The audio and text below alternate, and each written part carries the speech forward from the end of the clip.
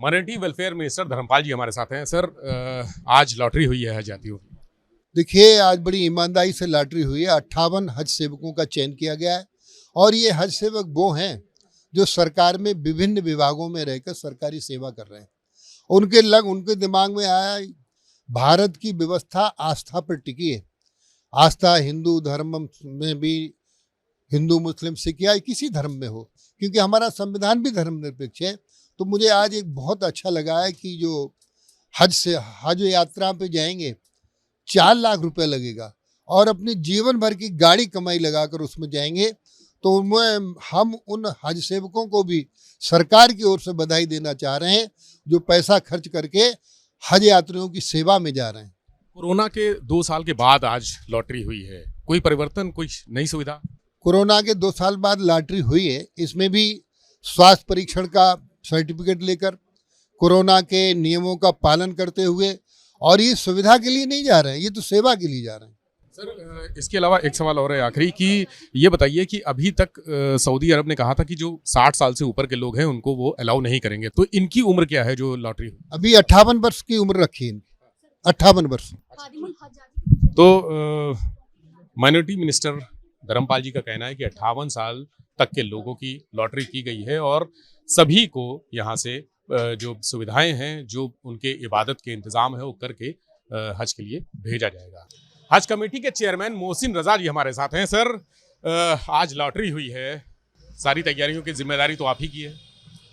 हाँ, हमारे लिए बड़ी खुशनसीबी की बात है कि आप जानते हैं कि हज एक अपने आप के बहुत मुकद्दस जगह है जहाँ पर सभी हमारे समाज के लोग जाते हैं और उनके लिए व्यवस्था के लिए ऊपर वाले ने और हमारी सरकार ने हमको जिम्मेदारी दी है। तो मैं अपना को बड़ा सौभाग्यशाली समझता हूँ कि ऐसे जहाँ पर जाने वाले लोगों की सेवा करने का हमें भी मौका मिला है और जो हज सेवक जा रहे हैं उनकी प्रक्रिया को भी बड़ी पारदर्शी तरीके से आप सबके सामने आज यहाँ पर किया गया है, क्योंकि ये भी एक बहुत ज़रूरी बात होती है कि पारदर्शी तरीके से किया जाए ताकि जाने वाले की नीयत और नियत वो साफ होना चाहिए।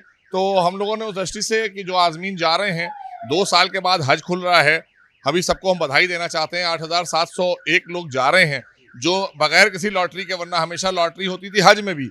अब की आवेदक में जो आवेदन आए थे वो लगभग 10,000 आए थे। तो चूंकि सऊदी सरकार ने 65 साल का बैरियर लगा दिया कि 65 साल से ऊपर का कोई भी नहीं लेंगे वो, तो कुछ लोगों को शॉर्टलिस्ट किया गया है जो 65 साल से ऊपर की आयु के थे। तो अब हमारे पास 8,701 लोग हैं जो सीधी तौर पर उस प्रक्रिया में सेलेक्ट हो गए हैं। उनको हम सबको बधाई देना चाहते हैं आपके चैनल के माध्यम से। वो जाएंगे, उनको अच्छी व्यवस्था योगी सरकार में मिलेगी, उन्हें लगेगा कि वाकई में उत्तर प्रदेश सरकार ने बहुत अच्छी व्यवस्था के साथ में उनको यहाँ से हज के लिए रुखसत किया है। और जब वो लौट कर आएंगे, जब आप उनसे बात करेंगे, यहाँ से लेकर सऊदी अरब तक जो भी इनके लिए व्यवस्थाएं होंगी उनको सुचारू रूप से बेहतर और सुगम किया जाएगा। सर, लॉटरी के बाद का प्रोसीजर क्या होता है?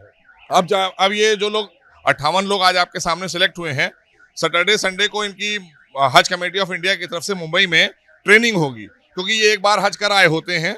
अब ये वहां पर जाएंगे, इनको ट्रेनिंग दी जाएगी। उसके बाद जब यहाँ से हमारा पूरा जत्थे के जत्थे जाएंगे, इनको डिवाइड किया जाएगा पर जत्थे के हिसाब से, उनको लेकर ये जाएंगे और वहां पर तौर तरीके बताते हुए उनको हज मुकम्मल कराकर लेकर आएंगे।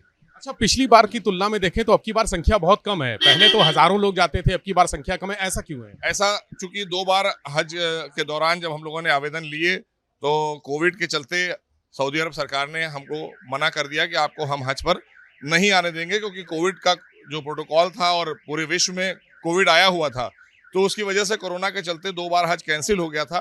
तो लोगों को लगा कि शायद इस बार भी कहीं ऐसा ना हो जाए, तो कम आवेदन आए। लेकिन एक चीज़ अच्छी है कि जिनके आवेदन आए, मेरा मानना यह है कि जब ऊपर से बुलावा होता है उसी ने आवेदन किया और वो सिलेक्ट भी हो गए हैं, तो उतने ही लोग आए जिनको जाना था। तो ये ऊपर वाले का ही कुछ मेहर है, उसकी कृपा है कि वैसे ही लोग आए और सीधे तौर पर जा रहे हैं, और ये वजह है उनके कम होने की, और कोई वजह नहीं। विषय से इतर एक और सवाल करेंगे, चूंकि आप मंत्री भी रहे और इस समय महत्वपूर्ण पद पर हैं।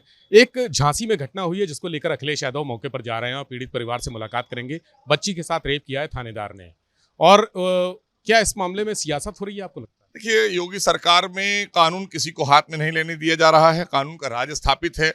घटना के बारे में अभी पूरी बात कह पाना, जैसे आपने एक सवाल किया, सवाल आप कर सकते हैं, लेकिन घटना क्या है उसकी पारदर्शी तरीके से जांच होगी और जो भी चीजें हैं वो निकल कर सामने आएंगी और जो दोषी होगा उसके खिलाफ कार्रवाई होगी, क्योंकि यहाँ पर कार्रवाई में कोई देर नहीं है। अगर बड़े से बड़ा अपराधी आज उत्तर प्रदेश छोड़कर इसीलिए भाग रहा है कि चाहे वो कितना शक्तिशाली क्यों ना रहा हो, चाहे कितने राजनीतिक संरक्षण में क्यों ना रहा हो, सबको ध्वस्त करने का काम योगी सरकार ने किया है। लिहाजा इस तरह की घटनाओं के लिए किसी को माफ नहीं किया जाएगा। बस आखिरी सवाल, शिवपाल कहते हैं कि जिनको चलना सिखाया वो रौंद रहे हैं।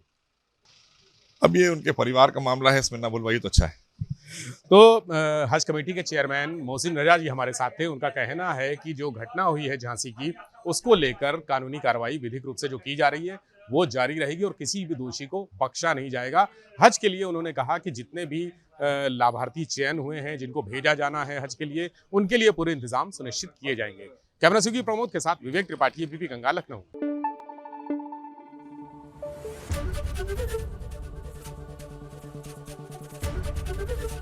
एबीपी गंगा, खबर आपकी, जुबान आपकी।